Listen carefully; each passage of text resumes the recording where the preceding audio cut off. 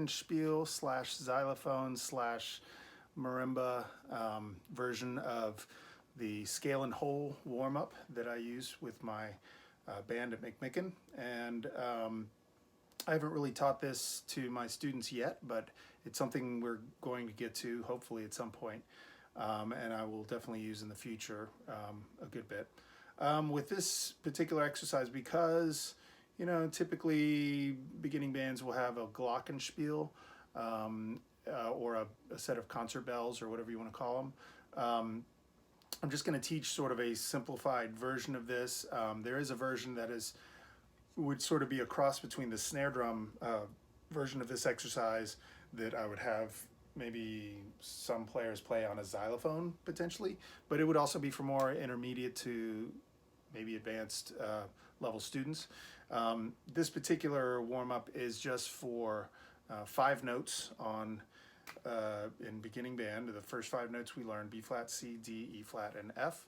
And just a couple of quick things about technique that I'll go over really fast before I demonstrate it for you. Is things like the grip, basically the same as match grip for the snare drum, which if you've watched my video, I have the fulcrum.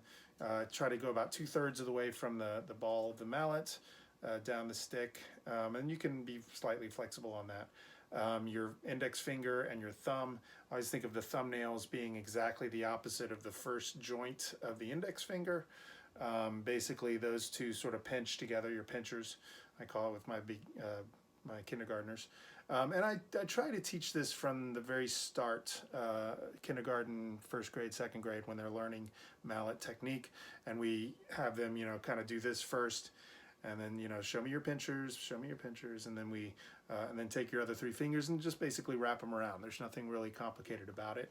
The stroke, the movement of the mallet, because this is a non-bouncing, instrument.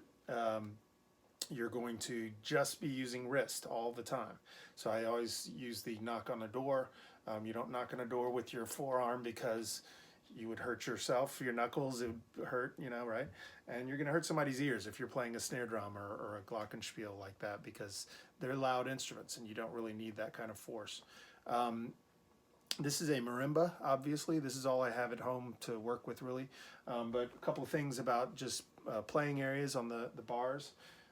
Is that you want to generally play pretty close to the center. I usually say slightly off center. If you could look at the resonators, which you can see like right here, there's like a lower side and a higher side. When I'm standing behind it, the lower side is closer to me and the higher side is further away. I'll play kind of on the line of the lower side of the resonator generally. So it's slightly off center. And that's basically true for all mallet instruments, we'll say. And let's see, yeah, the sticking on this does go with the snare drum part. So when they're playing right note, eighth notes, you're playing either a whole note or whatever note value you have.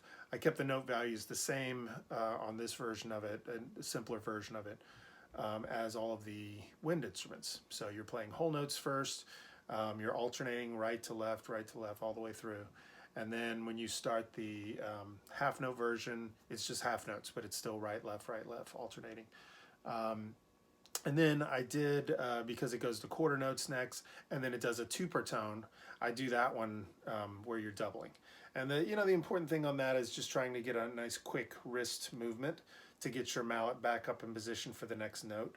And you could do that throughout, but I don't necessarily teach that with a whole note that you do it that way. If I were teaching a marching band, I might teach it that way, because I want to get them working on that. But the truth is that when you play a note like that, I want a more smooth movement. I don't want it to look super jerky, the way it doesn't need to be quick. When it doesn't need to be, you don't make it quick necessarily. But you will notice it's a little bit quicker the shorter the note value is, as we get faster notes moving, I guess you would say. Okay, so without any further ado, I'm going to move around to the other side. I don't know if there's room over there, so we'll find out in a second. All right, so here we go. Wish me luck. Oh, and I need to press play and get there pretty quickly. So forgive me if I don't make it. I'll just do a second take if I need to. All right, here we go. 1, 2, ready, go.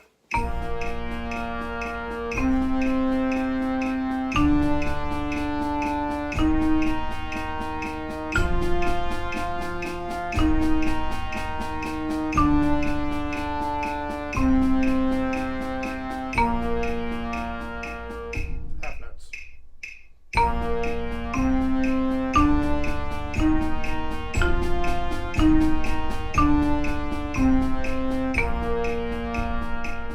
Quarters.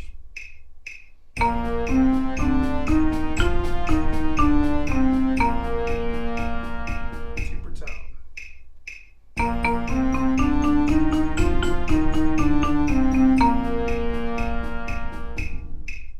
Okay, sorry about the one wrong note in there, but you know, I tend to let things fly, so that's all we'll do for now. Come back around.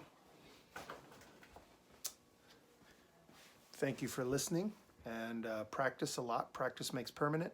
Practice with good habits, and make them permanent so that you'll be as good of a player as you can possibly be, okay? All right, see you next time.